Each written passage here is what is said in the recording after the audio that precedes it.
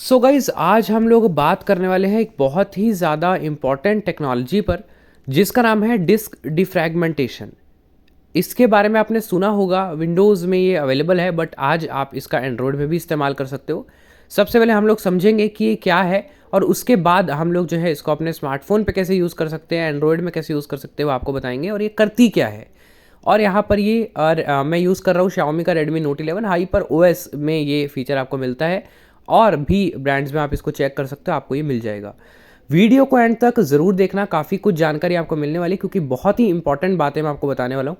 तो एंड तक आपको ज़रूर देखना है वीडियो को और लाइक ज़रूर से ज़रूर कर देना, सभी के साथ शेयर कर दो, चैनल को सब्सक्राइब कर लो, बेल आइकन को ऑल पर ज़रूर सेट कर लेना, ऐसी ही वीडियोज़ यहाँ पर आती रहती है। हमें आप इंस्टाग्राम पर ज़रूर फॉलो कर लेना, ऐसे ही क्वेश्चन आप हमसे पूछ सकते हो टेक्नोलॉजी से संबंधित। मैं उम्मीद करता हूँ कि आप इस वीडियो से कुछ ना कुछ ज़रूर सीखेंगे। तो चलिए फ्रेंड्स, वीडियो को स्टार्ट करते हैं। तो गाइस सबसे पहले हम लोग समझते हैं कि डिस्क डिफ्रैगमेंटेशन होता क्या है। मेरे को नहीं आ रहा बोलना, मैं एक बार बोल दिया बस बहुत है दोस्तों। गाइस यहाँ पर मैं आपको सबसे पहले एक बात समझाना चाहूँगा, कोई भी स्टोरेज डिस्क या हार्ड डिस्क कैसे काम करती है ना, क्योंकि ये संबंधित ही स्टोरेज से है। अब मान लीजिए आपके पास एक हार्ड डिस्क है 500 GB की, है ना, आप उसमें डाटा स्टोर कर रहे हो। मान लीजिए आपने उसमें विंडोज़ इंस्टॉल किया, ठीक है, अभी वो बिल्कुल ब्लैंक है, खाली है, नहीं लिया आपने। तो उसमें अब जब आपने विंडोज़ इंस्टॉल कर दी तो अब जो मान लो विंडोज़ ने आपकी 15 GB ली, तो अब 15 GB विंडोज़ ने जो ली वो उस हार्ड डिस्क की बिल्कुल जो स्टार्टिंग का ब्लैंक स्पेस था उतनी ले ली। Okay ji, thank you. अब हमने विंडोज़ इंस्टॉल करने के बाद बहुत सारे सॉफ्टवेयर इंस्टॉल किए, अब उसमें मान लो 3-4 GB चली गई, ठीक है जी, थैंक यू। अब यहाँ पर हमारे सॉफ्टवेयर भी इंस्टॉल हो गए। मान लो अब हमने MS वर्ड अनइंस्टॉल कर दिया, ठीक है जी, अब हमने MS वर्ड अनइंस्टॉल कर दिया। अब वो जो बीच में मतलब ये 15 से 18 GB के बीच में मतलब 16 GB में आ रहा था हमारा ये माइक्रोसॉफ्ट वर्ड, मतलब जब 16 GB की ब्लैंक स्पेस आगे भर रही थी तब हमने MS वर्ड इंस्टॉल किया था और वो अब अनइंस्टॉल हो गया। तो अब 18 GB के बाद ब्लैंक नहीं हुआ, जो 16 GB है वो स्पेस ब्लैंक हो गई। समझ गए आप मेरी बात?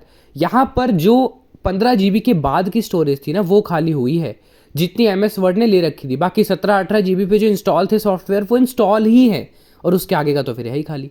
तो मतलब अगर आप कुछ भी अनइंस्टॉल करते हो ना तो वो वहीं से अनइंस्टॉल होता है जहाँ से आपने उसको डाउनलोड किया था, उतनी ही स्पेस वहाँ पर खाली होता है, उतनी ही जगह पर वो खाली करता है जितना आपने जो है सॉफ्टवेयर है जो भी इंस्टॉल किया था। ठीक है जी, अब यहाँ पर ये हो गया। अब आपने अब मान लो कोई नया सॉफ्टवेयर इंस्टॉल कर दिया, मान लो आपने कुछ VLC इंस्टॉल कर दिया।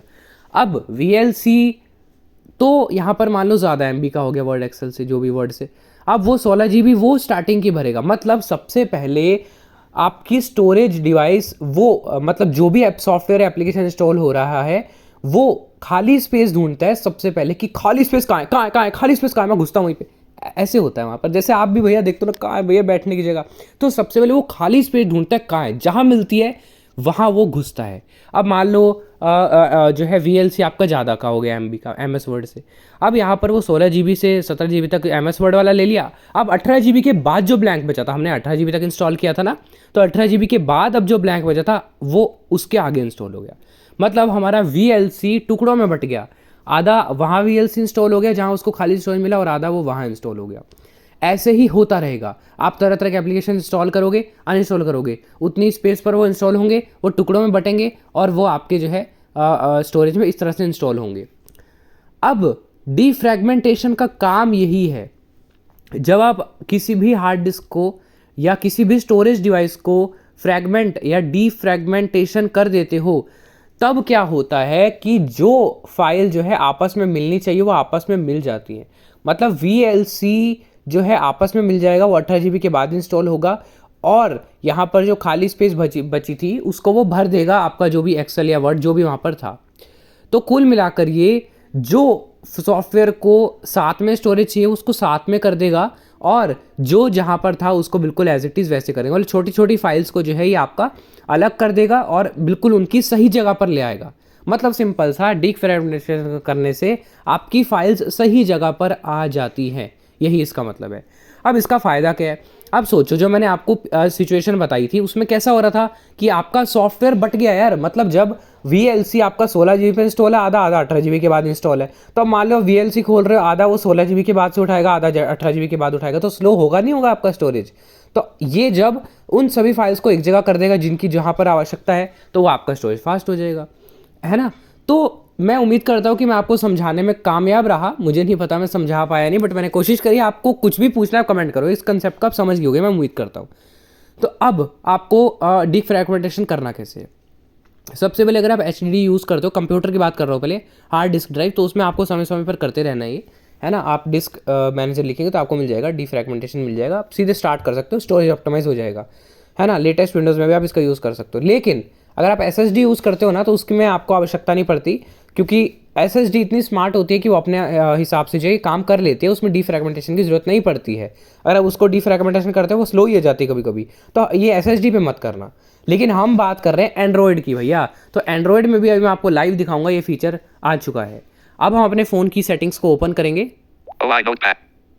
और पर हाथ गलत जगह चला गया। यहाँ पर आपको चलना है अबाउट फोन में, यहाँ पर हम लोग चलेंगे स्टोरेज में। 1.0.1 अब स्टोरेज में आने के बाद सबसे लास्ट में आऊंगा मैं, सबसे लास्ट में ही वो ऑप्शन है Documents, zero system. आगे आगे चलेंगे हम लोग, लास्ट में SanDisk आएंगे। available. Amount SD format storage set free up cleaner storage optimization. Okay, storage optimization, Storage refresh. बस यहाँ पर आपको स्टोरेज रिफ्रेश पर क्लिक कर देना है। जैसे आप इस पर क्लिक करोगे आपके सामने कुछ चीज़ें आएंगी, देखिए। Start recording. 05/01. ओके, यहाँ पर आपको इसको कुछ भी नहीं करना है, यहाँ पर ये सारी चीज़ों को इग्नोर करना है। Zero fragments. Processed on. Okay, 0 fragments है, प्रोसेस्ड ऑन, 100. यहाँ पर 100, 75, 50.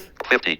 मतलब ये स्टोरेज बता रहा है कि इन सब स्टोरेज पर जो है ये फ्रेगमेंट हुआ है, मतलब कुल मिलाकर ये फ्रेगमेंटेशन अप्लाई हो गया है। 0. ये आप इग्नोर कीजिए, आप सबसे लास्ट में आइए, Internal. क्या लिखा है वो पढ़ते हैं। Selected. 05. Internal storage suffers from fragmentation, which might significantly slow down your device. Storage refresh works automatically while you aren't using the device. It physically organizes your files into the smallest number of fragments, reducing the lag.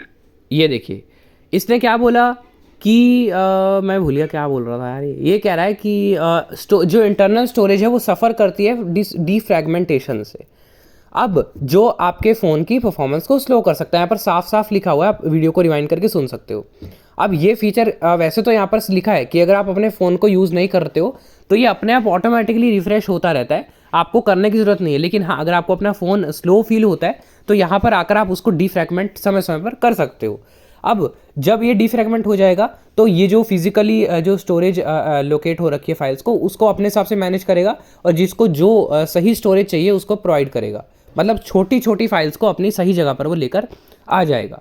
तो ये इसका simple सा काम है, और internal storage को भी आपको डिफ्रैगमेंटेशन करते रहना चाहिए, क्योंकि एंड्रॉयड ने भी अब हमको ये फीचर प्रोवाइड किया है।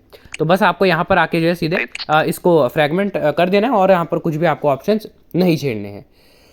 तो ये कुछ थी डिफ्रैगमेंटेशन की कहानी। मैंने विंडोज़ में भी आपको समझाया, फ़ोन में भी समझाया, है ना। अगर मेरी एक्सप्लेनेशन में कोई कमी रह गई हो, मैं नहीं समझा पाया, तो आप मुझे कमेंट ज़रूर करना, आपको ये समझ में आया कि नहीं, क्योंकि ये इंपॉर्टेंट है, ये आपको बहुत जगह काम आ सकता है, ये चीज़ समझना ज़रूरी था।